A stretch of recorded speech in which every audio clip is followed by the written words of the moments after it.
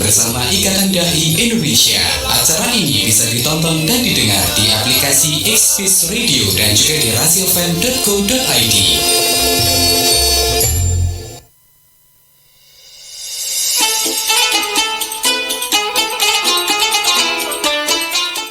Assalamualaikum warahmatullahi wabarakatuh. Selamat sore sahabat Rasi. Sore kali ini kita kembali lagi di program Khidmat Ramadan. Dan hari ini kita sudah kedatangan Ustadz Haji Parminto Budi Utomo. Selamat sore Ustadz. Selamat sore. Assalamualaikum Mbak Putri. Waalaikumsalam warahmatullahi Sehat ya? wabarakatuh. Alhamdulillah sehat. Ustadz sendiri alhamdulillah sehat ya? Alhamdulillah. Barakallahu fiik. Gimana? Puasa sudah? Bolong. Pasti yang ditanyain soal bolongnya puasa ini.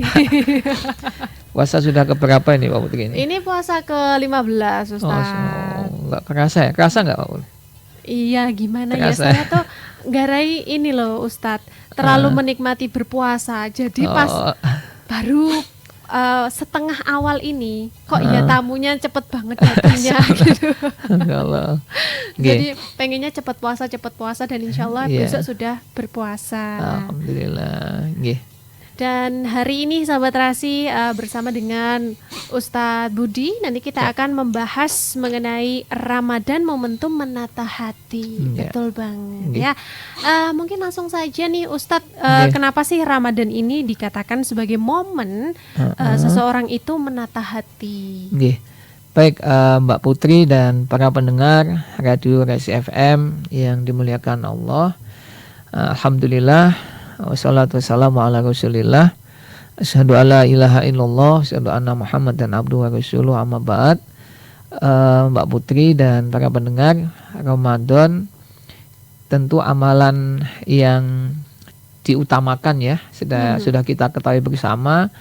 Sampai Allah SWT juga melalui Rasulnya menyebutkan ada 3 hal ya Mbak Putri ya. Satu, man soma Ramadonan imanan wahtisaban ghufira lahu ma taqaddama min dambi. Satu. Yang kedua, man qoma Ramadonan imanan wahtisaban ghufira lahu ma taqaddama min dambi.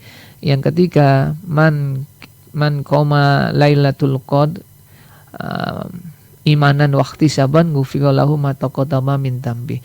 Jadi 3 amalan utama, walaupun banyak lagi amalan-amalan yang di bulan Ramadan. Disebutkan ada saum, ada qiyamul lail, ada qiyam menyambut Lailatul Qadar. Ternyata amalan utama 3 ini disebutkan oleh Allah dan Rasulnya itu harus diikuti dengan iman dan ihtisab. Ya, ketika kita pengen mendapatkan ganjaran yang sesungguhnya di bulan Ramadan. Makanya Mbak Putri, kita masuk di bulan Ramadan ini kan sesungguhnya selain tujuan-tujuan yang lain, yang paling utama adalah kita diampuni dosa-dosa dan kesalahan kita. Makanya tadi Allah dan Rasulnya menyebutkan seperti tadi. Artinya apa? Ketika kita diperintahkan untuk menjalankan amalan utama di bulan Ramadan, mulai dari puasa, kemudian kita ada sholat ya, sholatnya biasanya kita kenal yang tidak ada di waktu-waktu yang lain, misalnya sholat tarawih kita kenal, kemudian menyambut Lailatul Qadar pun juga, ternyata itu harus diiringi dengan iman dan ihtisab.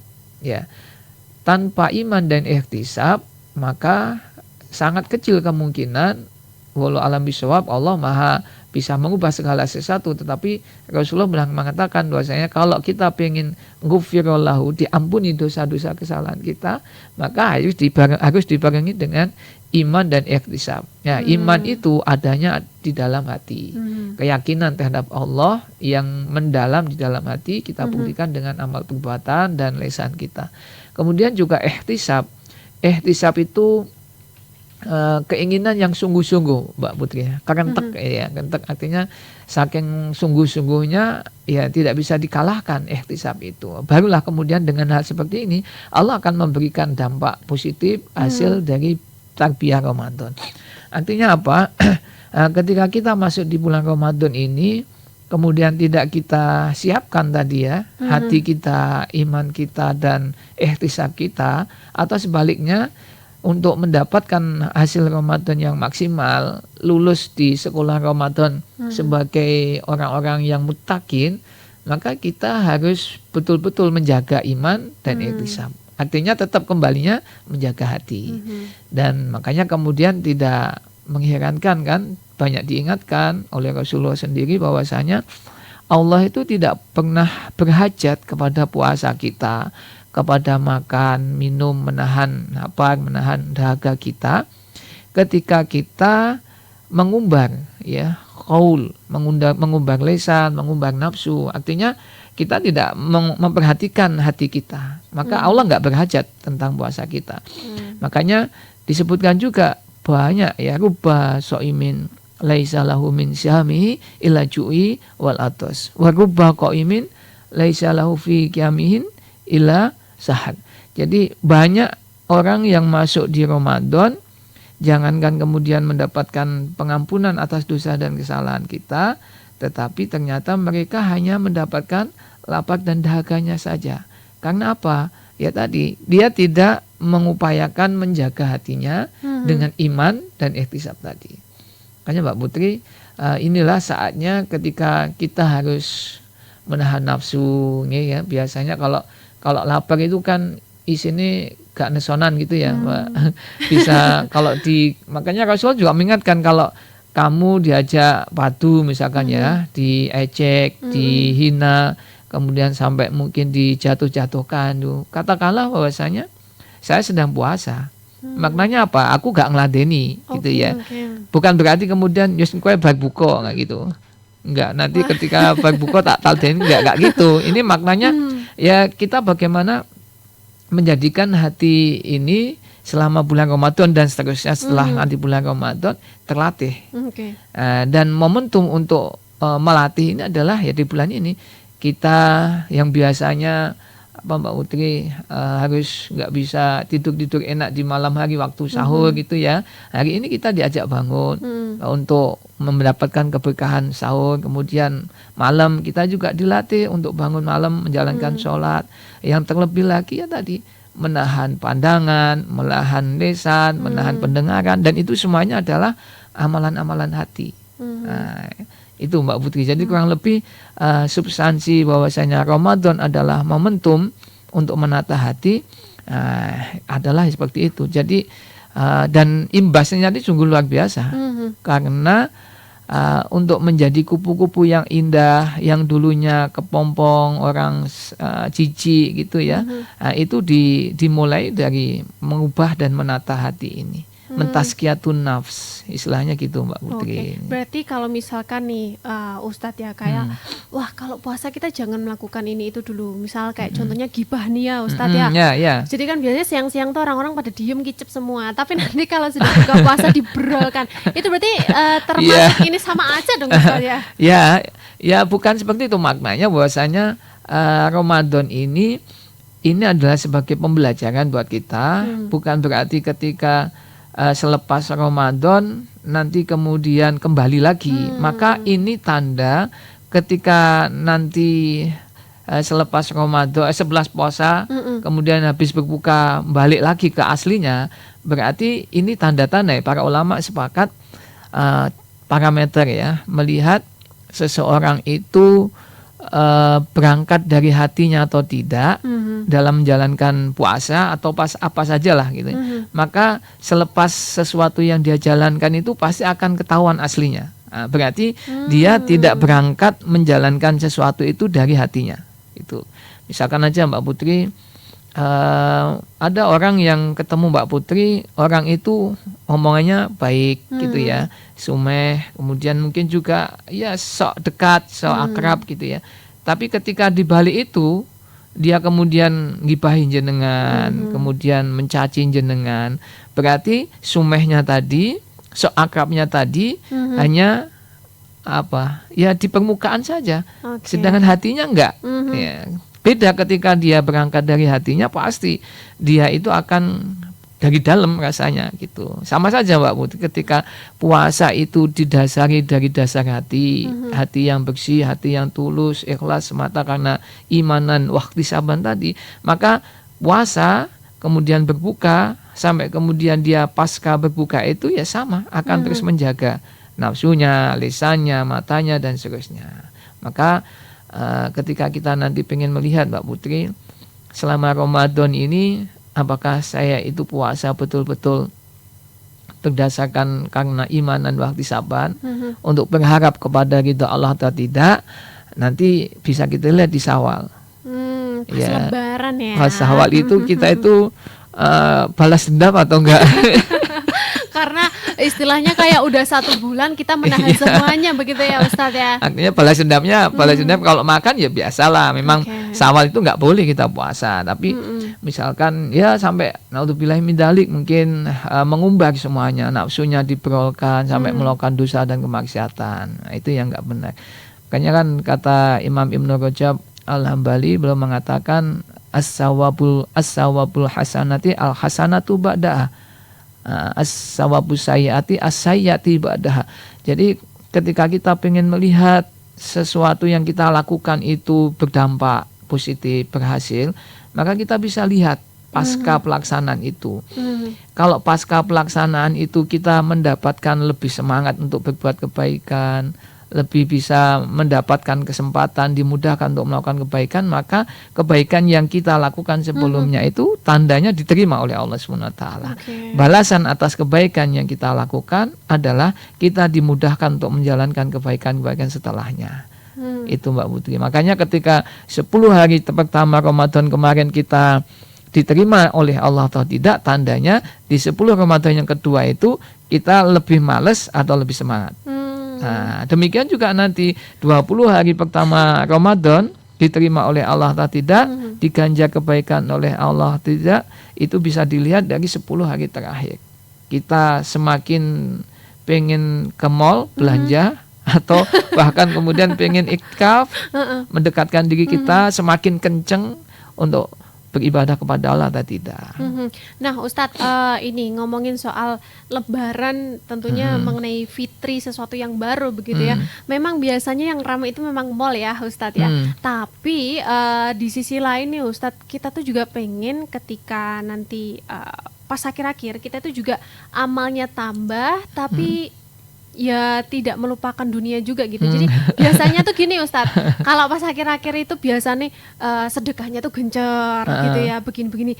Pokoknya semuanya tuh gencar, tapi di sisi lain juga ada borosnya di hal duniawi. Gimana tuh Ustadz? Kita kan juga pengen nih sebenarnya kalau belajar dari Ramadan, saya menganggapnya bahwa harusnya Ramadan ini kita juga harus hemat. Kalau misalkan mau beli apa-apa, oh ya eleng ada orang lain yang mungkin nggak bisa beli gitu. Tapi mungkin pas mau ini kok susah banget ya Ustadz ya. Iya. Gimana ya Ustadz? Banyak hal ya. Jadi memang harusnya Rasulullah itu kan ya lebih kencang dan lebih deras, sebagaimana angin yang bertiup kencang ketika beliau mengeluarkan infak sedekahnya. Tapi infak sedekah ya Pak, bukan sebagaimana yang Mbak Putri tanyakan tadi. Karena sekarang ini kadang ya itu kita lebih kepada pemenuhan dalam tanda kutip keinginan atau nafsu lah gitu ya. Tapi infak sedekahnya beda. Ketika kita di bulan Syawal atau selepas Ramadan kita pengen segala sesuatu yang kemudian menjadikan kita seakan-akan tidak berdampak puasa kita yang sudah sebulan kita lakukan, artinya itu ada sesuatu yang kita pertanyakan. Karena apa? Boleh kita membeli segala sesuatu ya, barang kesukaan kita, hobi kita, keinginan kita.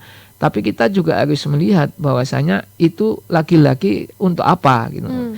Kalau kemudian kita itu sudah punya ya, dan kemudian itu lebih kepada kita pengen dilihat oleh manusia, bukan dalam rangka tujuannya untuk laki-laki tetap innamal amalu binniyat. Jadi bagaimana niat kita itu, kita boleh memperhatikan penampilan, tetapi jangan sampai penampilan itu saya tujukan karena saya pengen mendapatkan bukan pujian, perhatian dari Allah, pujian dari manusia. Ini mungkin yang membedakan Mbak Putri ya. Jadi ya monggo-monggo saja, tetapi didikan Ramadan ini, selama 1 bulan penuh Ramadan yang penuh dengan keberkahan ini, akan membina seseorang itu bisa menjadikan pandai bersikap, termasuk di dalam urusan-urusan yang seperti tadi. Karena yang disebutkan akan dilihat oleh Allah itu bukan itunya gitu kan. Innallaha la yanzuru ila suwarikum wa amwalikum walakin yanzuru ila qulubikum wa a'malukum. Jadi Allah nggak lihat penampilan kita, Allah nggak lihat penampakan kita dan fisik kita, tapi yang Allah lihat itu adalah amal-amal kita dan apa yang ada di dalam hati kita. Ya, gimana ya? Jadi memang orang zuhud itu orang yang senantiasa berpikir tentang urusan-urusan Allah itu bukan berarti orang yang tampil jelek ya, tampil apa adanya, enggak. Karena orang dilihat oleh orang lain itu menyenangkan itu juga bagian dari ibadah juga. Ya, lagi-lagi maka niatnya kembali ya.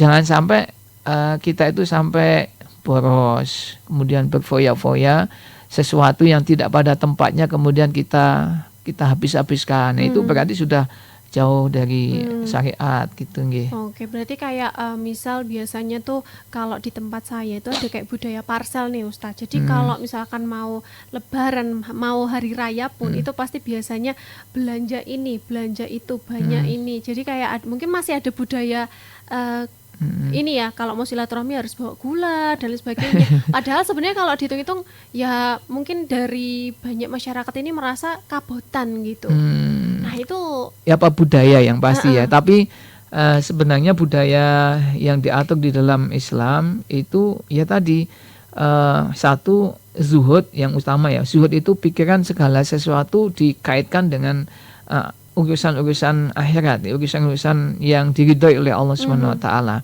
Apakah kita itu mau belanja, ketika kita belanja tafadhol enggak masalah, tapi niatan kita bahwa ini bagian dari ibadah untuk mendekatkan diri kita kepada Allah.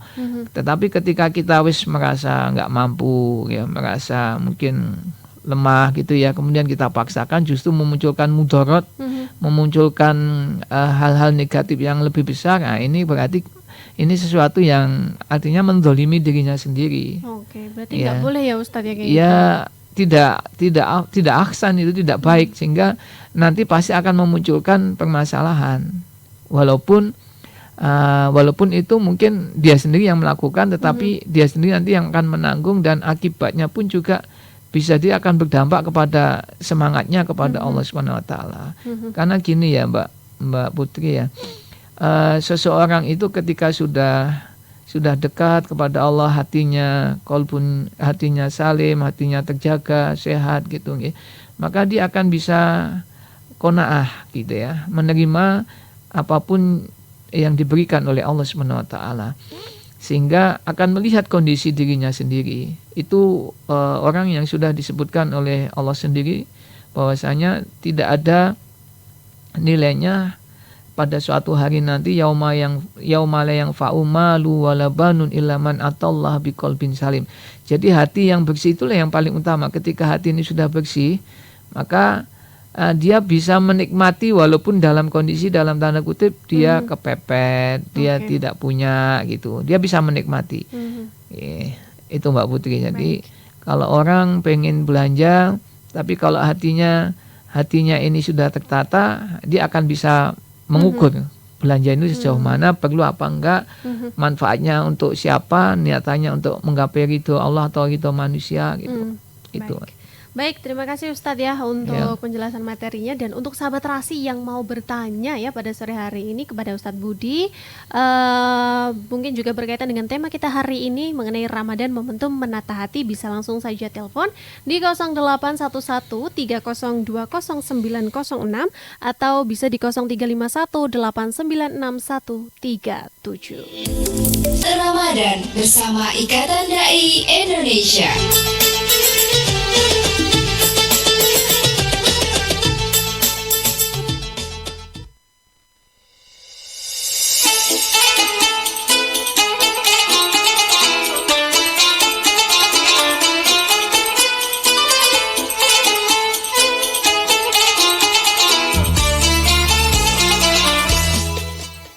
Sahabat Terasi, kembali lagi di Khidmat Ramadan bersama dengan Putri dan juga Ustadz Budi ya dari IKAD di Magetan. Dan saat ini sudah ada yang telepon ya. Ini ada Pak Suwarno. Iya, monggo. Halo Pak Suwarno, selamat sore. Assalamualaikum. Waalaikumsalam warahmatullahi wabarakatuh. Assalamualaikum Ustaz. Waalaikumsalam warahmatullahi wabarakatuh. Sehat Pak Warno?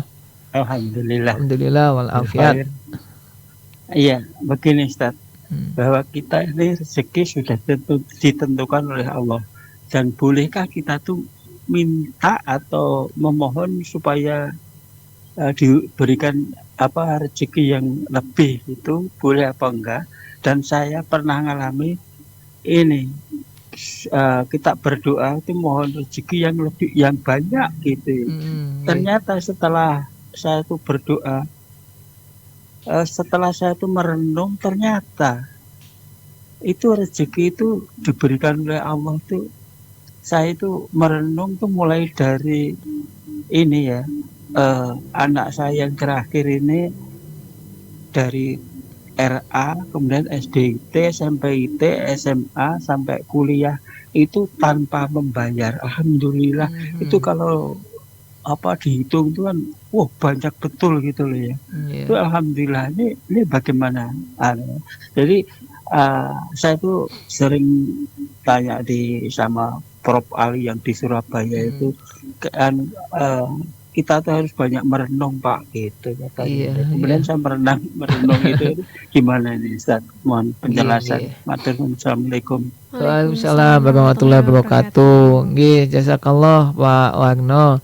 Jadi doa, justru Allah itu sangat senang kepada hambanya yang meminta kepada Allah. Ini bukti bahwasanya hamba itu mengimani, mengakui kekuasaan Allah SWT. Sebaliknya Allah itu paling benci kepada orang yang tidak mau minta kepada Allah. Bahkan orang yang tidak minta kepada Allah mendapatkan ciri-ciri orang yang mendapatkan ada benih-benih kesombongan. Ya. Maka sampai-sampai Allah itu paling hayu ya, al-hayu wal qayyum. Jadi Allah itu paling punya nama sifat pemalu. Jadi Allah itu paling pemalu ketika hambanya mengangkat tangan meminta kepada Allah Subhanahu wa taala, tetapi angkat tangan ditarik kemudian dalam keadaan kosong. Nah, itu Allah sangat malu. Jadi makanya Allah sampai mengatakan ud'uni astajib lakum. Berdoalah, mintalah kepadaku, pasti aku akan kabulkan permintaan. Apalagi kita yang hari ini ya, doanya mustajabah, doa yang tidak pernah tertolak. Pasti, berarti kan pasti akan dikabulkan oleh Allah.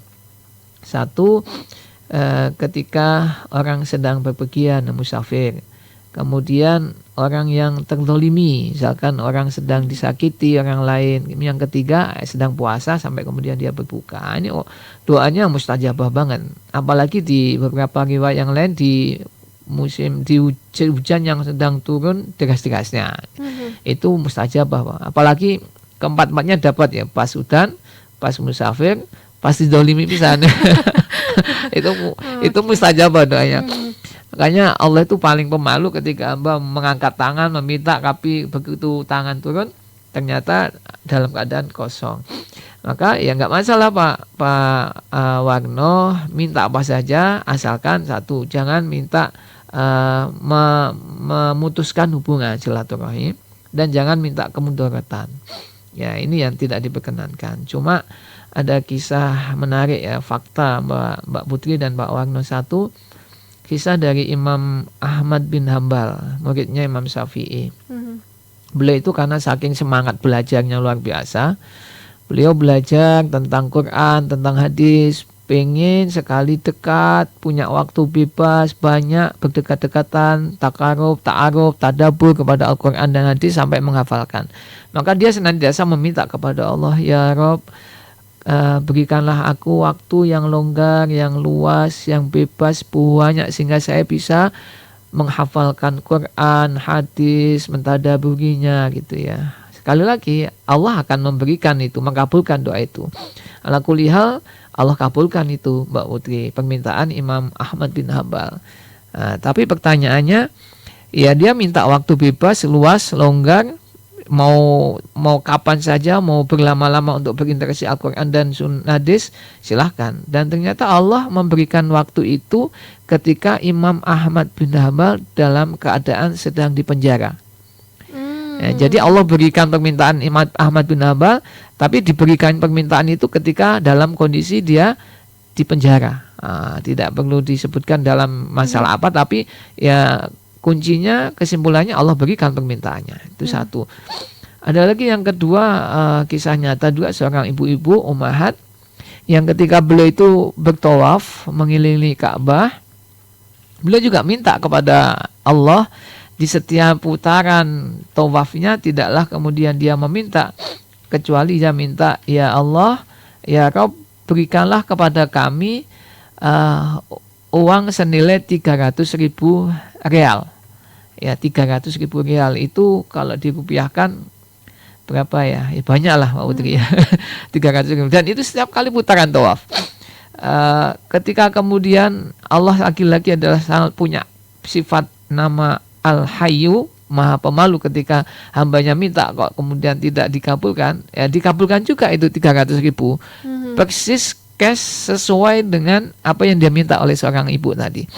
Cuma pertanyaannya lagi-lagi sebagaimana Imam Ahmad tadi, 300.000 real itu diberikan oleh Allah dalam keadaan anaknya terbunuh. Ya, karena hukum di sana ketika ada anggota keluarga yang terbunuh, maka kemudian diselesaikan secara kekeluargaan, maka hukum sana yang membunuh itu harus membayar diat, membayar denda, dan dendanya ternyata memang persis nilainya 300.000 real. Waduh, berat ya Ustaz. Iya. Kalau disuruh milih kayaknya. Iya, artinya diberikan permintaannya, tapi dalam kondisi tertentu dia mendapatkan apa tadi, musibah. Ya, musibah dia di penjara, Imam Ahmad, musibah dia anggota keluarga yang dibunuh. Maka kemudian Imam Ahmad bilang begini, ada sesuatu yang kurang yang saya minta kepada Allah. Kalau saya hanya meminta waktu dan ternyata diberikan oleh Allah dalam keadaan saya mendapatkan ujian yang lain, maka kata beliau, sesuatu yang paling tertinggi yang dinikmati oleh seorang muslim itu adalah keimanan. Maka kebaikan yang paling tertinggi setelah keimanan yang harus diminta oleh seorang muslim adalah al-afiyat. Ya, al-afiyat, Mbak. Dan maka ketika meminta apa saja kepada Allah, maka jangan lupa minta ini, Pak, keimanan dan al-afiyat. Apa itu al-afiyat? Al-afiyat itu adalah, makanya kan kita biasanya kalau orang Jawa kita itu ngomongkan sehat wal afiyat kayak gitu ya. Sehat itu tidak sama dengan alfiyat. Kalau sehat mungkin lebih kepada ya kita bisa jalan, kita bisa. Tapi al-afiyat itu adalah perlindungan Allah, pertolongan Allah, pengamanan Allah dari segala bala, bencana, musibah, itu al-afiyat, Pak.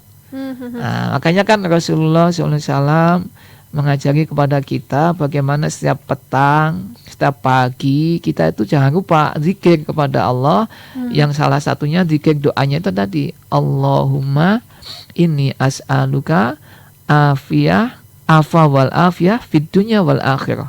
Atau mungkin ada riwayat yang menyebutkan Allahumma inni as'aluka al-afa wal afiyah wad dini wal mali wal ahli. Ya Allah, berikanlah kepadaku, aku mohon kepadamu ya Rabb, berikanlah kepadaku permohonan maafmu, ampunanmu dan afiat kepada diriku di dunia dan di akhirat, terhadap agamaku, terhadap keluargaku, dan terhadap harta-hartaku. Itu Pak Warno, mungkin boleh meminta apa saja, tapi kata Imam Ahmad bin Hanbal, ya jangan lupa bahwasanya tetap utama setelah keimanan adalah al-afiyah. Setiap pagi dan petang, Allahumma ini as'alukal afa wal afiyah fid dunya wal akhirah. Karena kita tidak tahu Mbak Putri ya, kita karena rezeki itu kan banyak ya, bukan hanya sebatas rupiah atau apa. Karena kadang kembali ke masalah tazkiyatun nufus tadi, Pak. Ada orang yang dia mendapatkan gaji 100 juta per hari, Mbak Putri ya. Tapi kemudian dia harus rela meninggalkan itu dan lebih mengatakan kemudian berpindah ke pekerjaan yang lain, dan di pekerjaan lain dia mendapatkan 5 juta per bulan. Ya, kalau dari sininya milih yang mana Mbak Putri? 100 juta per hari dan 5 juta per bulan. Ya. Ada nggak 100 juta per hari ini? Ini penghasilan. Ini fakta loh Mbak. Tapi kalau suruh milih ya pasti pilihnya yang lebih gede dong Ustaz. Iya, tapi orang ini mengatakan saya selama ini mendapatkan gaji 100 juta per hari, sudah sekian tahun saya jalani, baru kali ini saya bisa mendapatkan kebahagiaan, ketenangan ketika saya mendapatkan gaji 5 juta per bulan. Apa yang salah Mbak Putri? Ya, jadi dia baru merasakan ketenangannya, kebahagiaannya dalam hatinya yang selalu merasa tentram ketika dia mendapatkan 100 juta per hari, nggak pernah dia dapatkan, dan baru dia dapatkan ketika dia mendapatkan gaji 5 juta per hari. Nah, ini kan lagi-lagi masalah hati Mbak. Masalah ketika ternyata pada saat mendapatkan 100 juta per hari sekalipun atau bahkan lebih daripada itu pun, tapi ketika hatinya nggak pernah tenang, dia nggak pernah bisa merasakan kebahagiaan. Tapi kalaupun dia hatinya nyaman, hatinya tenang, dia dekat dengan Allah, dan hati tenang itu lagi-lagi adalah waladina amanu tatmainul qulubuhum bi dzikrillah. Jadi hati tenang, hati bahagia, hati nyaman, lagi-lagi tetap ingat kepada Allah. Berarti kuncinya adalah dekat kepada Allah. Nah Ustadz, gimana sih caranya agar kita itu sadar terhadap nikmat Allah gitu? Karena kan biasanya kita itu berdoa gitu ya, tapi ketika nikmat itu datang kita itu nggak sadar. Terus akhirnya kita menganggap bahwa kok Tuhan atau Allah ini belum mengabulkan doa kita ya. Bagaimana Ustadz? Iya, ya kita pahami yang pertama bahwasanya Allah itu maha atas segala sesuatu. Ketika kita minta, tetapi kemudian mungkin Allah belum mengabulkan. Satu, Allah yang paling tahu tentang apa yang cocok dengan kita. Satu itu. Allah mungkin kita minta minta mendapatkan jabatan ini misalkan ya. Tapi Allah mungkin bisa jadi nggak mengabulkan. Bagi orang yang beriman, Allah itu mengatakan yuridullahu bikumul yusra wala yuridu bikumul usra. Allah itu tidak mau menghendaki hambanya susah, sulit. Tetapi Allah menghendaki kita semuanya dalam keadaan mudah. Maka apapun yang terjadi dari yang diberikan oleh Allah kepada kita, bagi orang yang beriman, mengimani tidaklah kemudian Allah itu menghadirkan sebuah peristiwa apapun itu kecuali itu baik buat kita. Karena Allah yang paling tahu. Jangan merasa keminter, lebih pintar daripada Allah. Bisa jadi kita pengen mendapatkan sesuatu, tapi sesuatu itu misalkan saja kita gulung kuming tidak karuan, akhirnya menghalalkan segala cara, sing kita pinginkan itu ternyata juga kecil ke tangan. Jelalah ternyata sing kita cekel tangan yang sudah kita inginkan bermaksimal itu menjadikan kita justru mendapatkan musibah yang gak karu-karuan.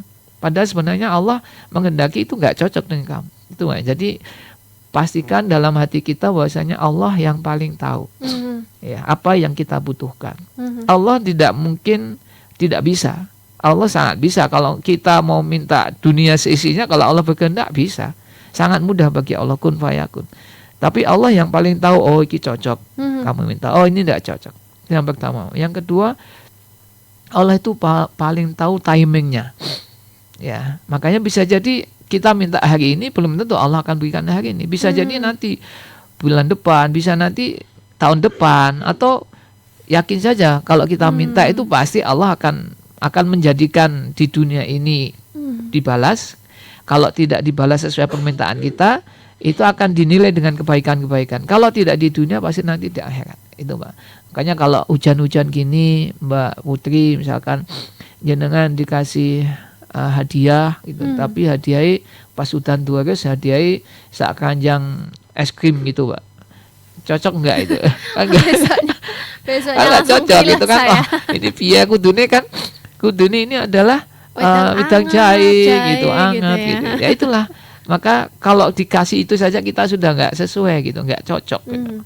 Ya Allah yang paling tahu itu dan Allah yang paling tahu kapan waktunya Allah akan berikan. Nah, Ustadz, kalau misalkan nih ya, ini kan kita sebagai umat juga ingin berdoa, tapi kadang kita itu nggak tahu apa yang mau kita minta kepada Allah, dan di sisi lain kita hanya ingin minta yang terbaik untuk kita, ya kita serahkan semuanya. Jadi mungkin boleh nggak sih kita berdoa biar Allah sajalah yang membaca apa kebutuhan saya, karena saya takut meminta, takut nanti kalau saya minta ini itu nggak cocok sama saya. Jadi doanya dirangkap biar ya Allah berikan yang terbaik saja, karena saya nggak tahu ini gimana. Bagaimana, Ustaz? Ya pasti kita punya kebutuhan, ya pasti kita punya kebutuhan. Makanya ya salah satu misalkan kita itu ada 2 pilihan atau 3 pilihan, ya kan tetap kita harus meminta, Wak. Karena yang ya Allah, kalau memang yang A ini cocok dengan saya, maka dekatkan ya Allah, berikanlah keberkahan untuk saya. Kalau itu tidak cocok dengan saya, ya Allah jauhkanlah, hindarkanlah dari saya, kan gitu. Dan kita masih punya kebutuhan, tidak ada di antara kita yang punya kebutuhan. Maka ya memang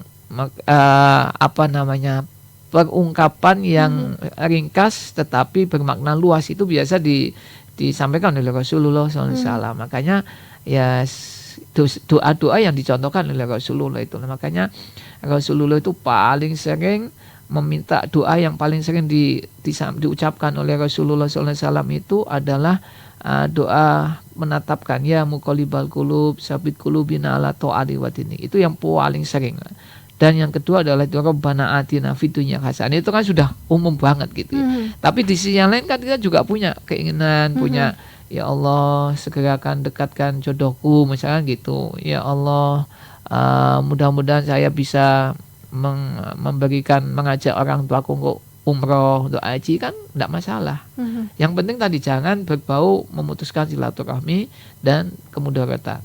Gitu, Mbak. Oke, baik. Terima kasih Ustadz ya. Dan untuk sahabat Terasi, ini nanti kita jeda terlebih dahulu. Tetap bersama Putri dan juga Ustadz Budi di Khidmat Ramadan. Anda masih mengikuti acara Khidmat Ramadan bersama Ikatan Dai Indonesia.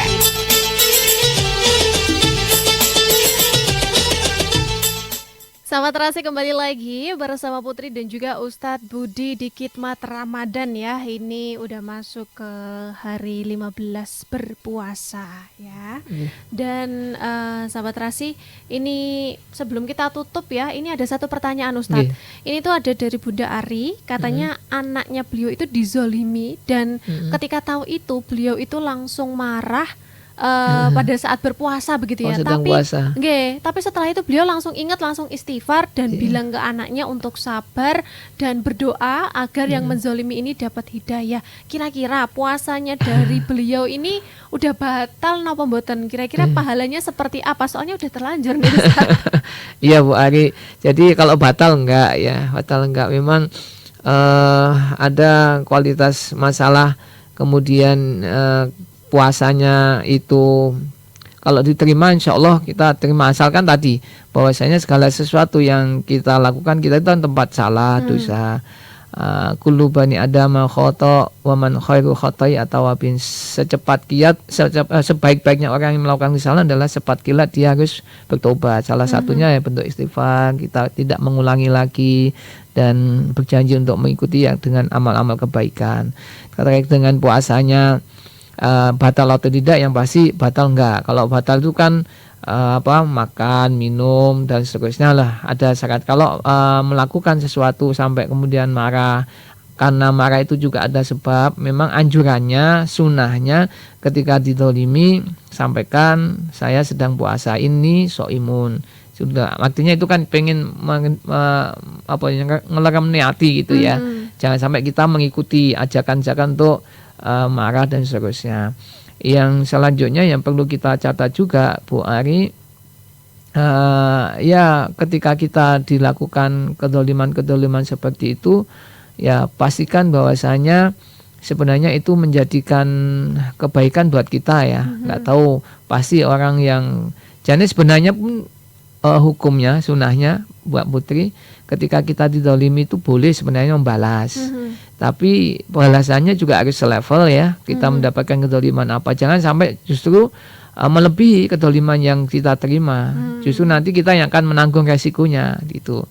Yang kedua, ya lebih baik ketika kita sudah dibina di Ramadan dengan menata hati tadi, satu-satunya jalan adalah dengan memaafkan. Dan memaafkan adalah pekerjaan hati. Ya, sekaligus ini closing statement ya, bahwasanya termasuk memaafkan, kita ikhlas, ridho, husnudon, tawakal kepada Allah, kemudian ingat kepada Allah, kemudian tidak berprasangka buruk kepada Allah, semuanya amalan hati. Dan itu semuanya ketika bisa dilakukan, hati bisa menikmatinya, insya Allah semuanya akan ikut baik.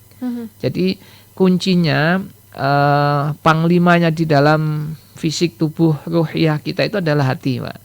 Ketika hatinya baik, maka insya Allah semuanya akan baik. Termasuk tadi, ketika hati sudah tertata, kita didolimi, disakit apapun, kita serahkan kepada Allah.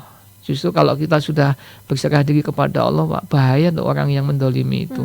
Karena nanti yang akan membalas ya Allah. Karena Allah sudah mengatakan, inni haramtu zulman ala nafsihi waja'alnahum muharraman bainakum. Aku, kata Allah, mendeklarasikan, aku telah mengharamkan kedoliman untuk diriku, kata Allah. Maka aku jadikan kepada kalian, jangan pernah kalian saling mendolimi kepada sesama.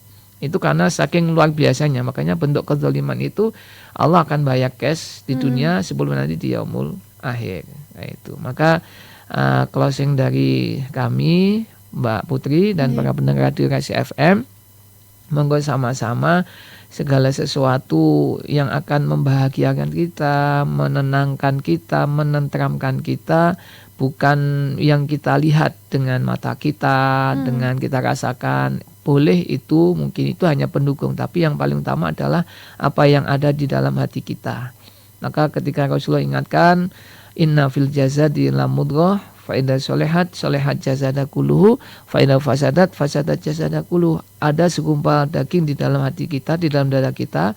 Kalau itu baik, maka akan baik semuanya. Kalau itu jelek, akan jelek semuanya. Kalau kita bisa tawakal kepada Allah, rasanya enak, Pak. Apapun yang terjadi, sudah Allah punya sifat rezeki. Kita kok hari ini, rezeki kita kok kita isyarat, Allah nanti akan membalas. Allah punya sifat as-sifa. Allah bisa mengobati, bisa menyembuhkan ketika hari ini kok sesak, kok panas. Insya Allah kita teruskan kepada Allah yang akan mengobati. Semuanya akan, dan itu semuanya pekerjaan hati kita. Dan itu kita bina, kita latih di bulan Ramadan ini. Mudah-mudahan bermanfaat, Mbak Putri. Dan mohon maaf atas segala kekurangan. Wabillahi taufiq wal hidayah. Wassalamualaikum warahmatullahi wabarakatuh. Waalaikumsalam warahmatullahi wabarakatuh. Terima kasih Ustadz Budi untuk closing statementnya, dan sahabat Rasi, terima kasih banyak untuk yang tadi sudah bertanya. Dan khidmat Ramadan pada sore hari ini Putri tutup. Terima kasih banyak. Wassalamualaikum warahmatullahi wabarakatuh. Terima kasih, baru saja Anda ikuti khidmat Ramadan. Acara ini dipersembahkan oleh Radio Rahasia FM Magetan dan bekerja sama dengan Ikatan Dai Indonesia.